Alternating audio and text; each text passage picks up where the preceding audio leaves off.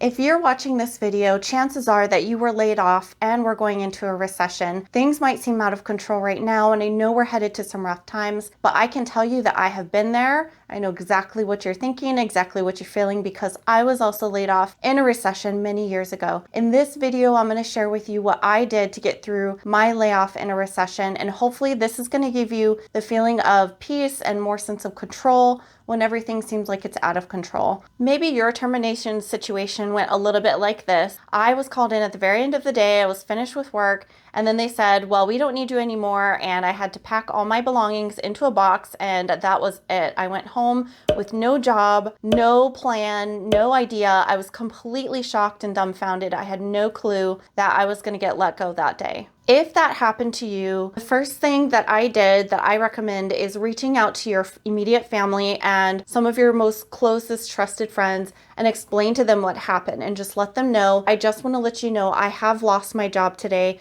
I may be reaching out for help. Is this something that you can help me with just to get by? And the reason why I say that is that not a lot of people can all of a sudden just come up with a bunch of money to help you out the day that you need it. So as soon as you find out that you are let go, reach out to people who are most likely to help you get through this hard time so that they have a heads up, because chances are they also have families to take care of. They also have important things that they need to take care of, and they may not be able to help you. But if you can get that help early and let them know early, then at least you have some comfort that if worse comes to worse, you have someone you can reach out to, get a couple bucks to get you by. I'm one of those fiercely independent people. It's really hard for me to reach out and ask for help, but I'm so glad that I did, because I didn't only receive some financial help when I needed it the most, I also got a lot of emotional support too, and mental support. It's very draining mentally and emotionally to go through a layoff, and having people that you know and love and trust be able to give you words of comfort and help you get through these difficult times was absolutely priceless to me. Speaking of asking for help, the second step that I want you to do is immediately go file for unemployment. So if you're let go at the very end of the day, you can do step one, notify your family and friends and ask for help. And the second thing you can do is go online and file for unemployment. And hopefully that's still available to you.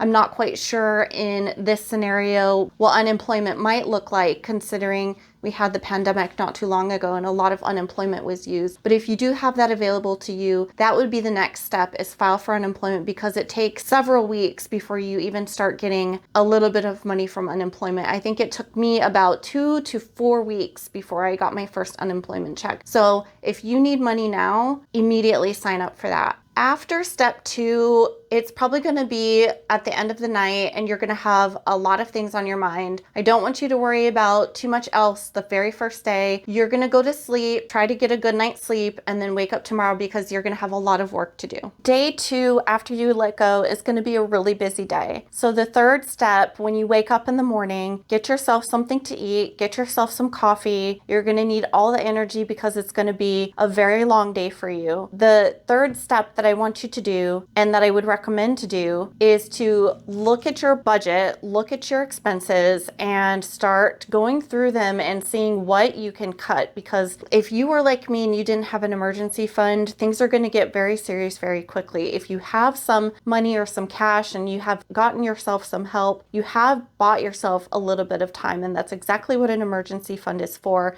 and why I recommend it in a lot of my videos, is that it helps you get through emergency situations such as this. So go through your expenses, immediately cut anything that's completely unnecessary. Netflix can go, Hulu can go, anything that you are spending money on that you absolutely don't need to, cut those out. Call up your credit card companies, call up your mortgage company, call up your landlord, explain what happened, and ask if there's anything that you can do if you need to not pay for the next month so that you can get yourself on your feet. And I want to say that don't be afraid to call and explain your situation, and because there are things available to you. If you have a mortgage, you can possibly take advantage of a financial hardship and take advantage of what's called a skip payment. Now with your landlord, it'll just depend. I don't know your landlord and what's available to you, but if you have a good landlord, communication is going to go a really long way. Most landlords are going to want to work with you through these situations. So there's not a lot of protections anymore that I'm aware of now that we're out of the pandemic, but it doesn't hurt to just call and explain explain what happened and tell them that you are actively looking for a job. It's the second day. You just want to give them a heads up, because then they have time to prepare. And who knows, maybe they even have some additional resources for your credit card companies. Do the same thing. Call each one of them, call your utility company. Whatever the bare minimum that you can pay is what I want you to pay if you reasonably think that you're going to be able to get back on your feet, because the very last thing that I would want you to do is pay your credit cards. If you need to go late and you need to go delinquent so that you can take care of yourself and keep a roof over your head and keep food on the table, that's what I would rather have you do. And then you can always catch up later on. But it doesn't hurt to call them and ask for financial hardship. Something that I want to bring up too is that even if you ask for help, nobody is obligated to help you, and they can say no. And I do want to put that out there, but all you can do is ask. If you don't ask, the answer is always no. So if you do ask, chances are you're more likely to get some help, okay? Now, depending on what your financial situation looks like, this part can take some time, just depending on how long you're on hold and how many things and people and individuals and companies you have to call. You may not get a hold of the people right away, but just keep trying and have your list written down of everything that you need to go through and either cancel or call and explain your situation, okay? This is really going to give you a lot more confidence and comfort knowing that your immediate expenses are taken care of. You're going to know exactly what you have to pay, what is on hold for now, and what you don't have to pay. If you have a severance or if you had an emergency fund, you're more comfortable and you're not as stressed because you have some money available to you. So that's the other thing that I want you to look at is what cash do you have available? What are you able to liquidate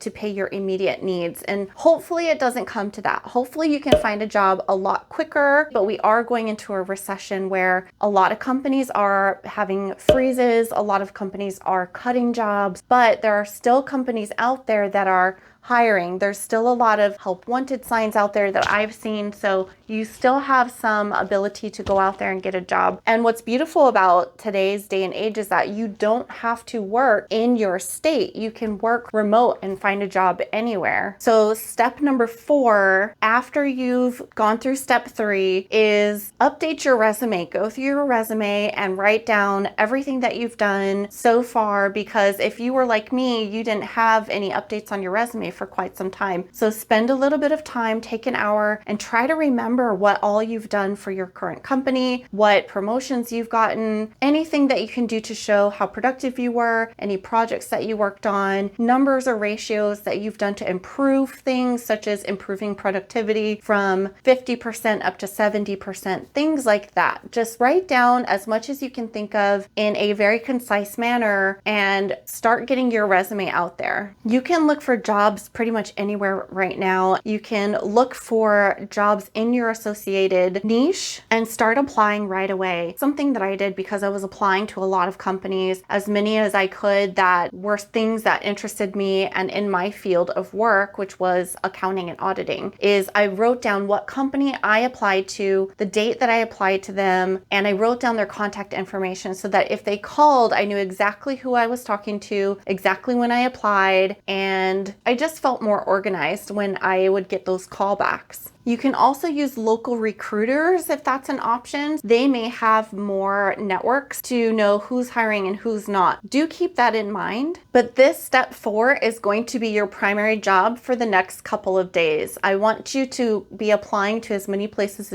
as you possibly can. The more places that you apply to, the higher chances you're going to get a job. Don't forget during this time that you also need to take care of your physical body and your mental health. So take breaks, because this process is very draining. When you're staring at your computer screen all day long and filling out applications and sending out your resumes and going through your expenses, it is very mentally and emotionally draining. And you're still trying to process the fact that you don't have a job to go to next week. Take a break, go for a walk outside, be present for a little while, go outside in nature and just appreciate that you're alive and that you're breathing and that you have your health, and just tell yourself positive affirmations that this is just just temporary, because I'm telling you it is, and it seems incredibly difficult because it is, but you will get through this. And just be thankful for everything that you have. Be thankful for your family and your friends, and that there's a lot of assistance available, and that you have ways to get food if you need it. There's food banks and things like that in churches that you can go to get food. It's not impossible. There's so many opportunities out there. Just take a minute to breathe, take a shower, brush your teeth,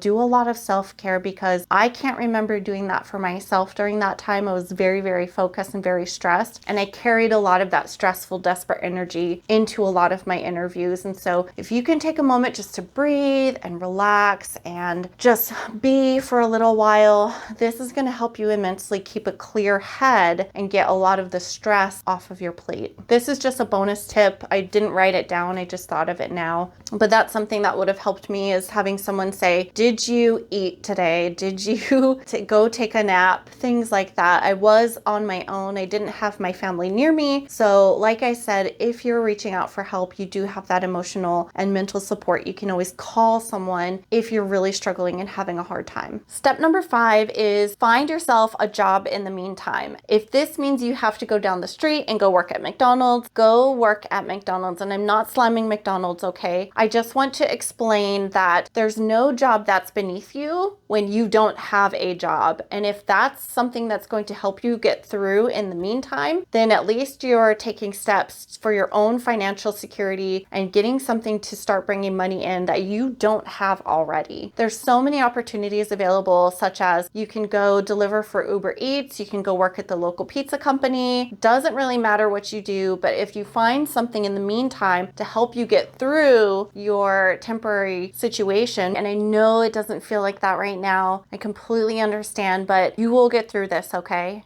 I really wanted to share this with you all, and it's something that I actually get from my dad, and it's a very strong work ethic. So watching my dad as I was younger, he always worked really, really hard to take care of his family. And it doesn't matter if you're by yourself or if you have a family to take care of. This applies to anybody across the board. And I watched him when he was furloughed, and there wasn't a lot of opportunities where he's at. Now, he's an accountant like I am. I wonder where he get it from. And he ended up going to work for this little farm, and him and my brother ended up working for a couple of weeks when my dad had no income coming in for the short term, and he packaged milk products and put them on pallets for shipment, and that's what he did. And so he'd always told our family growing up is that there's no job beneath you if you need a job, and you should be grateful for the job that you get, because it's going to provide for you and for your family if that's your situation. So I took that and started looking for other opportunities. So that's tip number 5, is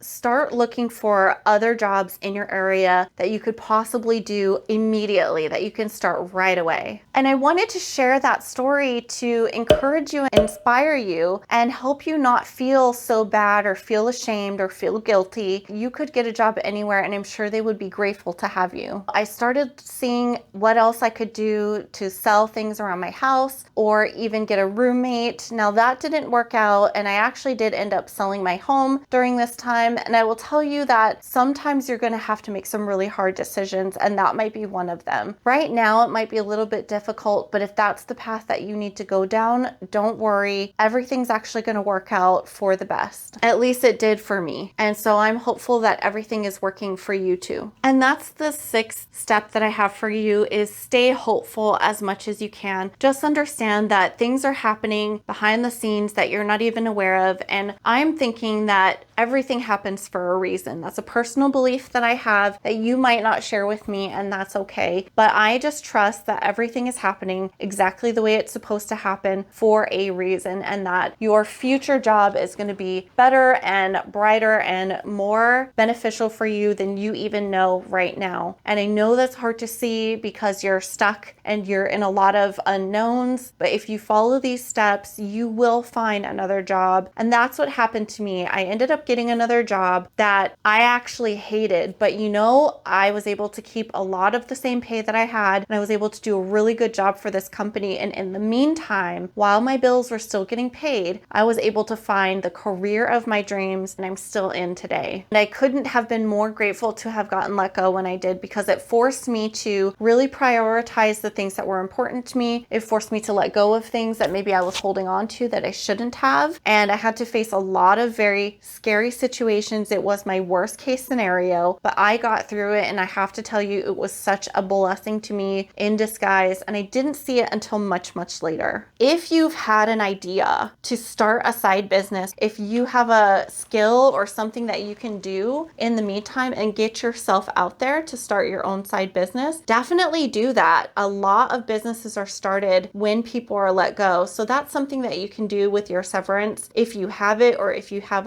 your side emergency fund, you can use part of that to start your business if that's the route that you want to go. And you may have to work temporary jobs in the meantime, but there's so much available to you I didn't have when I was let go during my recession. If this content is helpful to you, please let me know by liking this video. And if you want more content like this, please subscribe. And I'm here to help you own your finances and elevate your life. I'm really sorry this is happening. I understand how difficult this is and what you're going through. Hopefully this video has helped. I want you to keep your confidence up, because there's nothing that you did wrong if you were let go in a recession. A lot of companies are unfortunately just watching out for themselves. The way I like to think of it is that they let you go and they freed you so that you can actually find something better and bigger and even more than you could ever imagine. And you don't have it yet, so I know it's hard to see, but that's the way I like to think of things now. When things like this happen and you go through difficult times, my thought process is that it's leading you to something even better. And I know this because that's exactly what happened to me. Just hang in there. You'll get through this. Thank you so much for watching. I will see you in the next one.